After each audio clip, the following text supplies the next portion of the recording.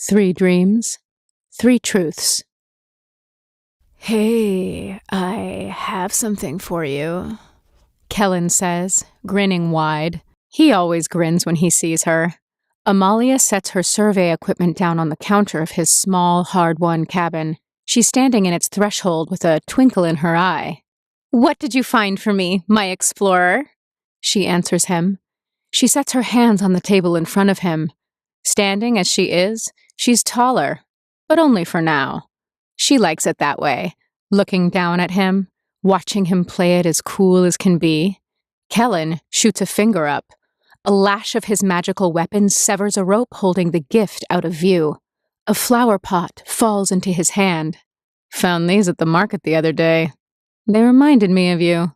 He practiced that maneuver a couple dozen times, but it's worth it, seeing her face light up. She picks up the flowers and brings them up to take a breath. "They're from a place called Lorwyn," he says. "Meadowsweet, they called it." "It's beautiful. But do you know how to care for them? I'd hate for them to rot," she says. Of course, he knew she'd ask, so he stands and reaches for her ear. Annie taught him this card trick. There. With a flick of his fingers, he seems to pull an instruction card from behind Amalia's ear. She takes it with a laugh. "They come with care cards?" "The merchant I got 'em from writes them up," he says. He winks. "Not that I need them. Being a farm boy and all." "When was the last time you kept a farm?" she teases. For a second, he's content to banter, but he blurts it out before long. What made him buy these in particular? "Would you believe I dreamt of these a couple nights ago?" he says. "You and I in a field full of them. The sky was the color of a robin's egg, and everything was so bright and beautiful." "Oh? You've been having a lot of those dreams lately," she says. He wraps an arm around her waist. She touches his nose. "Maybe you should try writing them down. For research purposes." On Lorwyn, 3 trees make way through the wood together. The proud ash, slashed through with burly scars along his bark, looks to the others behind him. An elder, adorned with all of age's wisdom and purpose. A rowan, who cannot slow herself to the elder's pace. "What sort of heroes do you mean to be?" the ash calls. "By the time we find the proper place for planting, it'll be winter." "We aren't all possessed of your constitution, Morcote," says the rowan. Yet even she has to watch while the elder catches up to them. Her eyes flick to Morcote's. "We'll only have the one opportunity to try for a new rising. If that means we have to wait for the right time when we get there, then that is what we shall do." Morcote does not answer her. Instead, he turns toward the sprawling road that yet awaits them. "How far are you willing to travel for this, Earwaker? You've seen the rings at Sigric's core. What if this story is Age's fantasy, and not his own?" "I will go as far as I need to," the rowan answers him. "This isn't a matter of bravery. We have a sacred duty to the yew trees. Sigric can only make this trip once. All the prophecies say so." "Better a fight than these little pastoral jaunts," he mumbles in response. "Get my sap pumping." "Not to worry, Morcote," says Sigric. The old elder bellows from behind. He hasn't heard anything, not really, but he likes to try and contribute all the same. "You'll have plenty of fighting, but only when the time calls for it. You've got to be careful who you squash." Morcote groans. It's not worth arguing with Sigric. It's never been. All he can do is hope the elder can keep up. "Aw, look at that! The big trees are mad they can't walk faster." The shrill little voice is a knife carving away at him. An ash should be above the petty jibes of a fairy. An ash has his pride as a soldier, as a protector. And yet, Morcote's boredom compels him to look down. There, among the briars and the brambles, he spots the creatures. Terrible creations so far as he's concerned. All petals, sprigs, and thorn. 3 of them flit about his trunk. Already they are laughing and crashing into one another. Already they are pointing at him and whispering. But what is it they are whispering? The thought should not occur to him, and yet— "Begone with you," he rumbles. A dismissive wave of a branch will not be enough to fend them off, yet he employs it anyway. Wouldn't you rather be the one that's gone? Says one of the clique, her shoulders adorned with forget-me-nots. Who cares about you, anyway? Oh, have I fallen so far in your graces? Adds another, with meadowsweet for hair. I know plenty about you, and you alike. The third, their gown made of woven baby's breath, turned their nose up. All he wants is people to forget he was beaten the last time he took to the field. Not a care in the world about you. Moorcoat grips his cudgel. What did you say? Baby's breath lands upon Moorcoat's leaves. They lie there like a king watching a parade. Oh, I thought it was obvious to everyone else. You're a failure. A legend already fading, Adds Forget-Me-Not. What was your name again? Fuddy-Duddy? Says Meadowsweet, tapping his rapier in his hand. A violent thrash sends the fairies flying from the warrior's leafy crown. Earwaker sings a soothing melody under her breath, yet it can do little to calm him. Has young Moorcoat been harried by the fairies? Calls Sigric. The elder has at last lumbered within earshot of the others. That is the trouble with ash. It burns too hotly. I'll not hear it from you. It's for your sake that we're making this accursed journey to begin with, Moorcoat says. His leaves bristle, his bark creaking as he shifts upon his roots. When Sigric begins a sage laugh, it takes everything in Moorcoat's power not to shout. For my sake? No, child. It's for the sake of all of us. The you cannot be permitted to die entirely. Of course, you wouldn't remember this. Boring, boring, boring, says the Meadowsweet fairy. They fly up to Moorcoat, a grin on their face. They wave a rapier in front of him. How about we make this more interesting? We know things you don't. If you duel all of us at once and win, we'll tell you something. Earwaker rumbles behind him. Her displeasure is enough to shake the earth, and she is often displeased. Moorcoat, these are simple taunts. You are better than this. And I'm better than the charge you have given me, answers the ash. He steps away from the others. With his great cudgel, he knocks aside the bushes and brambles that might trouble their sparring. Each falling blow shakes the acorns and seeds around them. Only when he has made the land flat and clear does he turn his attention to the fairies. See? Come and test my mettle then. It'll be a fine change of pace.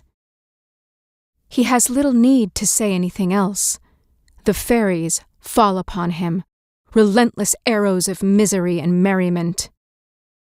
Many mornings' journey from here, there are stories told of Moorcoat's valor on the field. To hear his grove mates tell it, there are few who can withstand one mighty swing of his cudgel, and those who can are too stunned to avoid a second. His grasping hand is nearly as famous as the one which holds the weapon. To hear Moorcoat's grove tell it, the giant he slew as a sapling was only the start of his career. He had nearly been cleaved in two by the invaders. He still bore the scar of it, a great ragged seam down his trunk and across his face. What did that matter? He was young, by the standards of his kind. There would be more battles to come. Yes, if anyone back home had asked who would win this duel, they would have said, Moorcoat will squash them like fruit. And yet, It is true that he does, in some ways. Who can watch him rage through the woods, furious and unyielding, and think of him as anything other than fearsome? Where others would tire of the acrobatics the fairies use against them, Morcote's ire becomes his fervor. For what feels a century, he swings at them. Yet they are quick as thought, always out of the way, guiding him this way and that around the clearing. It is not until he at last manages to catch Meadowsweet between his gnarled fingers that he realizes something is wrong. Meadowsweet, their head turning violet, laughs and laughs and laughs. Oh, it really was too easy! Too easy! Morcote's timber creaks, a feeling like moss growing upon him. He squeezes tighter. Say what you mean or say nothing at all. The fairy raises a trembling hand to point behind him. Morcote does not look. Don't try to trick me into a loss. His hand shakes, and the fairy's laughter grows more and more high-pitched, breathless and woozy, the sound of a life nearly over. The wind howls. Morcote bristles once more. Within him, the fire only burns hotter, and the edge of his vision has gone red with anger. He squeezes and squeezes and squeezes. In the false quiet of the woods, no one can hear the pop that follows. Only Morcote, close as he is. The others hear only the laughter's cold cessation, and the cry of pain from Sigric. Blood spills upon the white meadowsweet, and upon the bark of the ash tree. Morcote turns. He is just in time to see Forget-Me-Not and Baby's Breath pull away, their sap-tipped swords in hand, a small ampule dropping in the air behind them. While Morcote had been distracted, these two had gotten to Sigric. Earwaker is upon Sigric within an instant, her brows knot in concern as she frantically tries to figure out what's happened to him. Burr and thorn she searches. What did you do? He didn't promise we'd play fair, says Baby's Breath. Though honestly, we're just helping you out, says Forget-Me-Not. Together, they flit away, dancing in the air, pleased as can be. Yet their voices carry through the glade, as Sigric's sap carries fairy poison through his bark. You grows best within a corpse. Plains away, a young man wakes in the dark of night. His heart hammers within his chest. A feeling clings to him, a filth. It is as if his mind lies beneath a velvet layer of mold. Yes, mold. Was it with him in the dream, too? A towering elder tree stood before him, old as anything, maybe even older than the trees by his mother's house. The world around it was dark and jagged. Something compelled him to reach out for it all the same, though he couldn't remember what now. A design on the bark? Yes, that was it. Someone had carved something into it. Words. Obscure shapes. But the moment Kellen laid his hand along the shapes, an unseen axe hewed the tree in one fell stroke, and what he saw inside was what had frightened him. Sloughs of mold, a blanket of rot balled up within something that had seemed so proud and unshakable. And as the tree fell to the ground, it screamed. And it sounded human. Kellen throws open a window. The cool, gloaming air prickles his skin. Salt gets into his eyes. He's covered in sweat. His mouth is so dry that his tongue clings to its roof for some semblance of moisture. Even the few steps to his bedroom window have left him winded. Some dream. His eyes fall on the journal Amalia left him. She'd drawn sleeping sheep on the cover. Despite everything, he smiles at the sight of their little nightcaps and cuddle piles. Maybe he really should be writing this down. He starts with the voice he'd heard at the end of the dream, a woman's strange and distant echo. Rotten trees may yet bear sweet fruit. Sigric is slower now, and he was slow to begin with. Sap rolling down the side of a tree trunk has hope to make it to the bottom, though it may take hours. But as he is now, there is no hope at all. His blood moves as slow as that sap, seeping out of him now at every turn. The hills they've crossed are covered with it. So many hills, so many valleys. Someday the stream of life that grows from this will be verdant and lush. Someday this will be the favorite walk of friends and lovers alike. But for now, the three warriors trod it with heavy hearts and heavier feet. Earwaker glances to her side. Moorcoat has not said a word since the duel, if one could call it a duel at all. Grief and guilt have stitched his mouth shut. The proud Ash has given over to consideration. Better for all of them that way.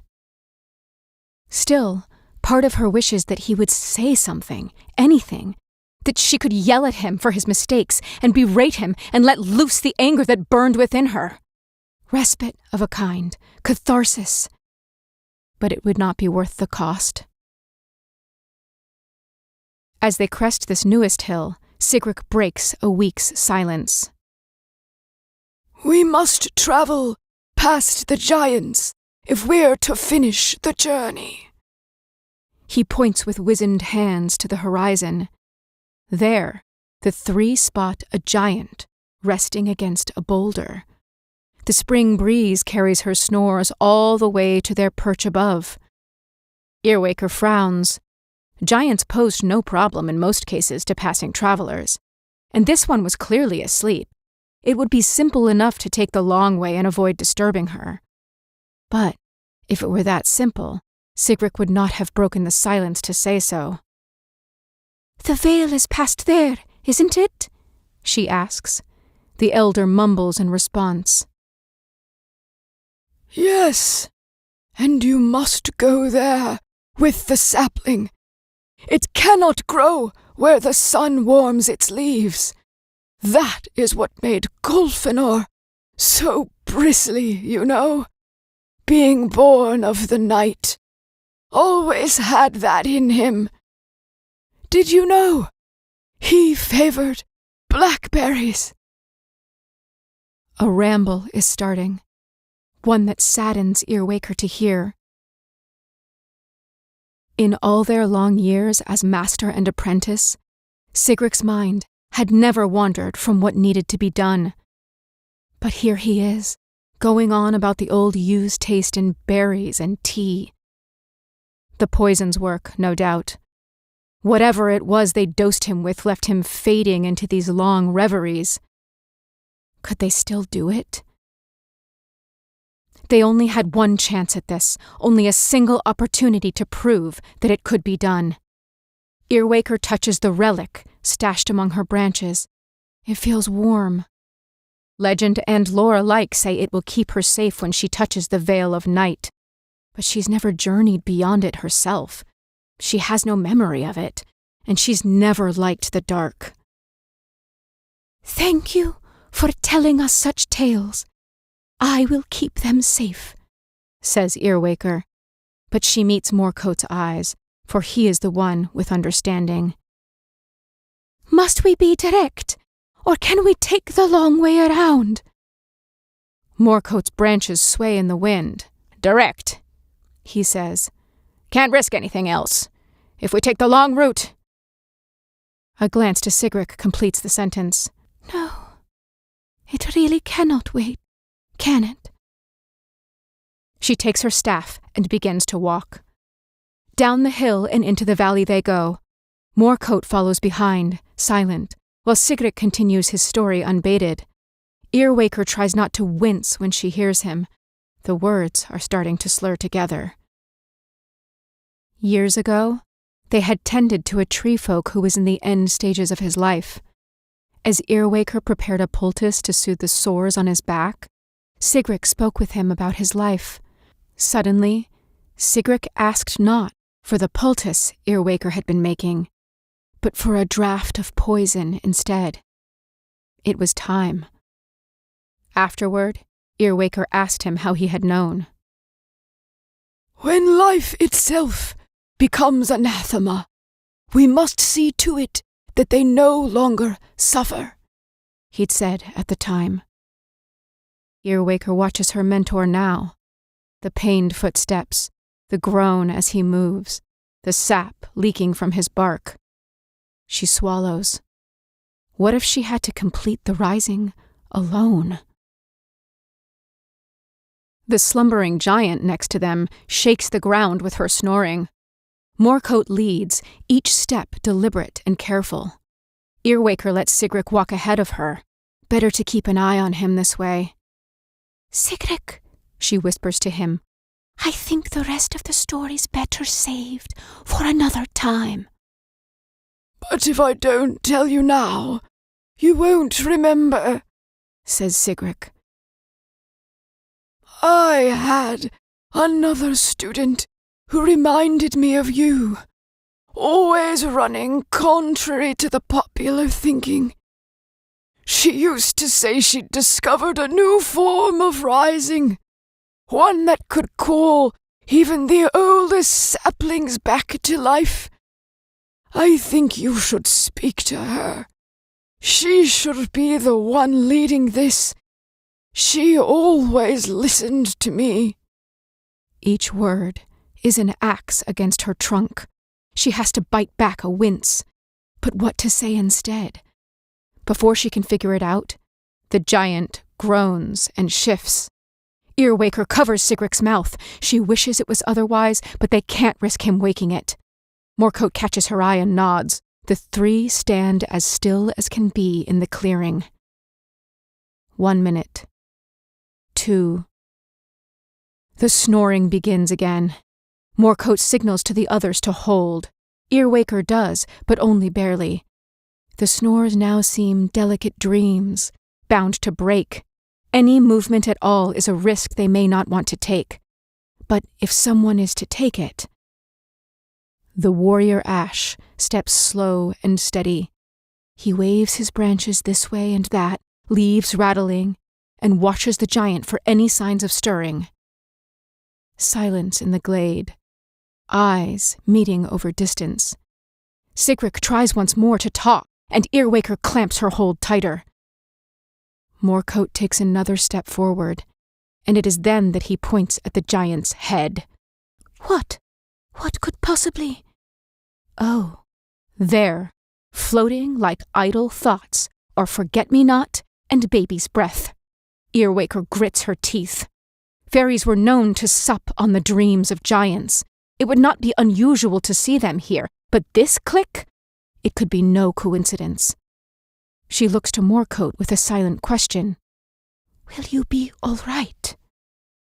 There is no immediate answer. He is too focused on the fairies. The hatred within his eyes does not bode well for their journey. If he speaks out of turn... Oh, if it isn't our friends, shouts Forget-Me-Not. The gardeners, says Baby's Breath, laughing and tumbling through the air. What fun. But wouldn't it be more fun if there was a chase? Says Forget-Me-Not. I've always loved chases. They get the blood going. Fool, trees have no blood, says Baby's Breath. But Forget-Me-Not points the tip of their blade at Baby's Breath. And yet, it must be shed ere the night is over. Why not give them a little head start? Who could stop them from doing what they meant to do? So high up they were, and so far from even Moorcoat's grasping hand. All Earwaker can do is watch in horror as they harry the giant. Something in her goes cold. They need to move. Yet no sooner does she turn to scatter away than Moorcoat's hand falls heavy on her shoulder. The ash pulls her back. Do you know the way to the clearing? Past the Aurora, where Dawnglove grows near the silver water, she answers. But Sigrid knows it better. Sigrid doesn't know anything anymore. It has to be you, Morcote says. So sharply does he fling her that she almost topples over. The earth rolls and groans beneath their feet. The giant cries out in anger as the fairies prick her temples over and over again. But this does not stop the brave Ash. With his storied hand, he grabs hold of Sigrid, and then the sapling grafted onto the elder for safekeeping. Morcote, what are you doing? Earwaker calls. She rushes toward him, horror in her heart, but she is too slow to stop the grisly sight before her. Morcote tears the sapling straight from Sigrid's bark. Sap and wood fly through the air. He shoves the sapling at her as he turns to face the giant. Take this and go. There is no choice but to take what is given. In her grasp, the sapling is small and delicate, a thing that might collapse at any moment. And as the giant rears to her full height, Earwaker worries the moment will come soon. You want me to leave the two of you behind? Earwaker cries. That's preposterous! Morcote does not turn to face her. He tosses the ailing Sigrid in front of him like so much refuse. Sigrid was never going to make it to the end of this journey. You knew that! The elder sputters on the ground and then goes limp. Glassy eyes stare up at their coming doom. The giant looks down upon them with a cold fury. Which one of you woke me? She asks. Blood covers my temples and my cheeks all because of you. So which one of you will be my new walking stick? Earwaker knows where this will go. Panic rises in her, and she reaches for her magics, but good sense cuts through. The sapling. Her magic's too volatile to use while she's holding something so delicate. But if she sets it down, the giant's footfalls may crush it, or the stones rattling around them might... Earwaker! Sigrid's is the last voice she expected to hear. Earwaker, listen to me. I don't have much longer. The giant is rumbling toward Morcote. It isn't going to end well. She knows it won't. Morcote isn't after a valiant fight. She forces herself to look to Sigrid. The elder peels away part of his own bark, a long sheet of it, and presses it into her hands with the yew. Take this and plant it with the sapling, he says. The fairies were right. You'll need a corpse for it to feed from. Sigrid! Earwaker says. She takes a trembling breath. The giant's footsteps are closer than ever. I'm afraid. I know you are, he says. He lies down, his now bare flesh coated with rot. But our hope lies with you. Go, now! You will have to find the clearing without me. Sigrid! Run! Shouts the elder. And with the last of his might, he calls a wall of vines between them. She cannot see what happens next, only hear it. Thrown rocks, screams of pain. She turns and runs, into the wood, toward the shifting veil of the aurora. Part of her hopes the relic will fail, and she will forget everything she's seen here. On the third night after buying the meadowsweet, Kellen once more awakes in the gloaming. No dream clings to him, only a horrible, oppressive fear. Something is in his mouth, something painful. Through the dark he stumbles to the bathroom. The mirror does not show him his own face, only the shadow of his form. His heart is hammering too fast, his hands shaking too much to light a candle. Instead, he conjures a whip of light. The pale gold of his magic illuminates him. He opens his mouth. Forget-me-nots bloom from his tongue. He hears a woman's voice. Crowns fall like acorns from one tree to another. Shadowmoor envelops Earwaker. What was once lively now stalks the dark in search of food. What was bright and welcoming now foretells only misery. Or perhaps that is a trap of her own making. With every step, the relic swings against her bark and she thinks, all of us should be safe. But it is only her.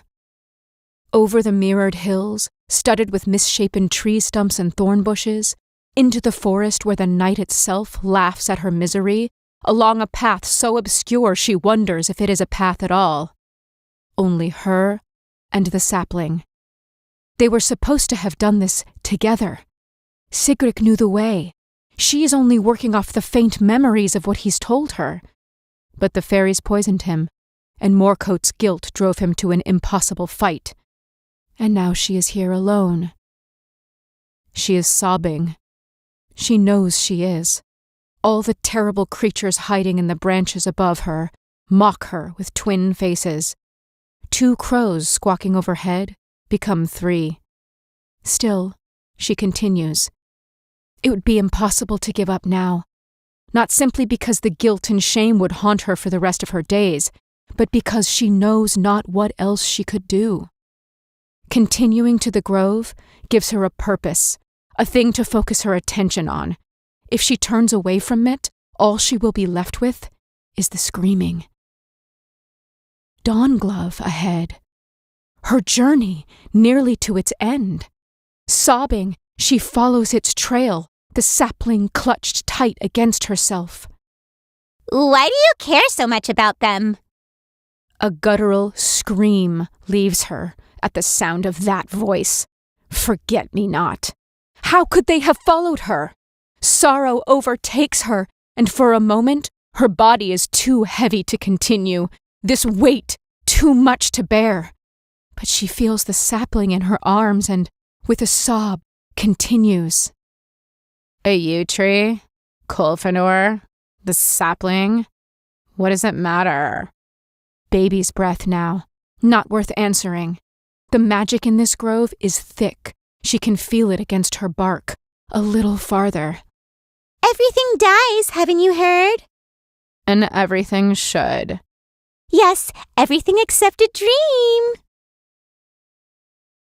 The sight of silver water tears from her another sob, though this one is born from relief and not sorrow.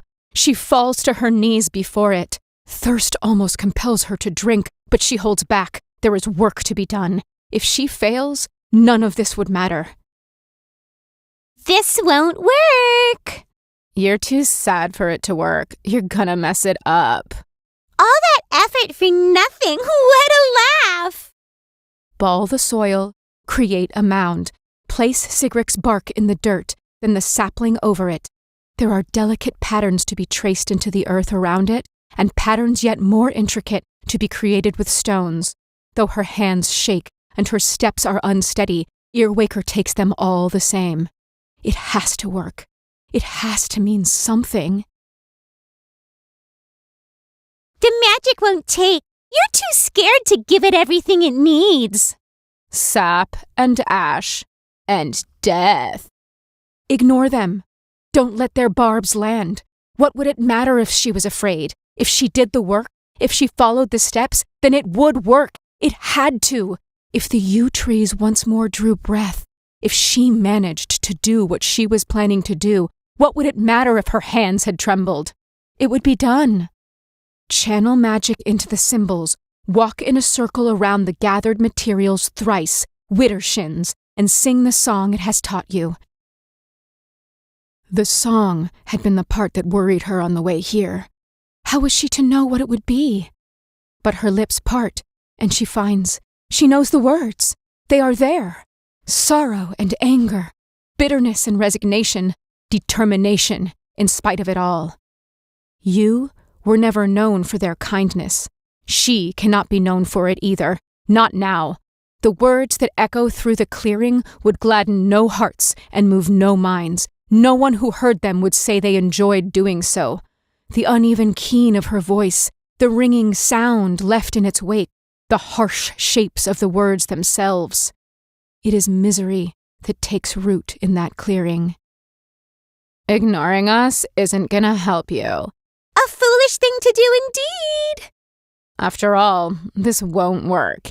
And we know why. Once she walks around the clearing, twice, and her feet trembling, she walks the third time. Earwaker braces herself for the swell of magic that will follow, for the roar of the woods, and the boiling of the water, and the withering of the dawn glove all around. The things that signal life. But there is only the laughter of the fairies. Dread rises in her heart. Her tongue feels leaden. Something is wrong. Has this whole journey been cursed from the start? A pained whine leaves her, a moment of weakness that echoes and haunts her. See? Just as we said. A failure, but you've always been one, haven't you? Earwaker's brows knit together and she screams, "Shut up!" The fairies, still laughing, land on either side of the sapling. They take each other's arms and begin to dance as if nothing in the world was wrong. So light are their footsteps that they do not disturb the symbols and runes Earwaker has painstakingly carved. Only the fall of her tears does that. "We have given up so much," she says. "Morkot and Sigrid are dead. I hear them in the quiet. I see them behind my eyelids. I cannot fail. I will not fail." Forget-me-not and Baby's Breath look up to her. Though she cannot see their sharp grins through her tears, they smile them all the same. You're almost there. We all are. All you have to do is cast aside your relic. Cold, deep in the core of her. A numbness that spreads. Before they'd set out, she'd been so afraid of the eventide. Sigrid had shaded her with his branches and told her there was nothing to worry about. With his own hands, he had given her the relic she now wore, woven from cast-offs of Kolfinor's branches, and infused with ancient magic. It was Sigrid's greatest pride and joy. "Keep it with you, and you shall never forget the friends who journeyed with you, nor the miles you travelled, nor the things you learned." Her fingers trace the inscriptions upon the crescent moon relic. So much given, for so little gain. Relic or no, she would never be the same Rowan who had set out from the grove now. She never could be. If it ended all this, what did it matter if she remembered? Earwaker doffs the relic. She lays it at the foot of the sapling's mound. "Please," she whispers. The sapling takes their first breath. It is the only one that comes unlabored. The two fairies descend first upon the relic and then upon the sapling in unimaginable fury, with a strength that far outreaches their tiny forms, their fists beaten into bloody pulps. "What a gift you've brought us," they cackle. Day and night at once. Ash, death, and blood. "Why do you hate me?" the sapling rasps. "We don't hate you," says Forget-me-not. "Your life is the finest gift of all, and we know exactly who needs to have it." Earwaker watches them. The thought occurs to her that she should stop them, that she's been tricked, that this whole ritual is now sabotaged. But she is so heavy, and so tired, and so much has been lost. An explosion of magic in the dark clearing. Morning's bright white in the dark. Dawn glove grows like moss to cover all that it might. Earwaker's bark tingles as the roots begin to take hold on her too. The backs of her hands pierced by them, her brow, her tongue. She understands now. They needed her to change. They needed the burst of magic from the shattered relic, for whatever it is they were doing here. The tree folk thought they were following Sigrid and Kolfinor's plans, but they'd been herded like dogs to this grove The whole while! To death! Morcote and Sigric screamed. But she does not, cannot, as death comes for her. She reaches out with a dawn glove-covered hand toward the mound. Her sap falls upon it. Ashes, death, and blood. The last thing she hears is the laughter of the fairies around her as the dawn glove covers them too. What a delight it has been to be the Death Road Clique, says Forget-Me-Not, as she, with her death, fulfills her purpose. Amalia sits with the dream journal. He had been watching her read it, the familiar, beautiful planes of her face shifting as she went from word to word, the scratch of her quill as she took notes on that which seemed so strange and foreign to him. 3 trees on a hopeless, suicidal journey. He had been taking comfort in this simple thing, her presence and her knowledge, when he coughs up a black flower. He blinks and it is over. He is standing there in the doorway, watching Amalia work. Later that night, he sees a strange face in the mirror. It lasts only an instant, but he sees a face there. A woman's face, where his should be, surrounded by black flowers, eyes flashing and smiling. Home has its horrors and its welcome. I await you with high hopes.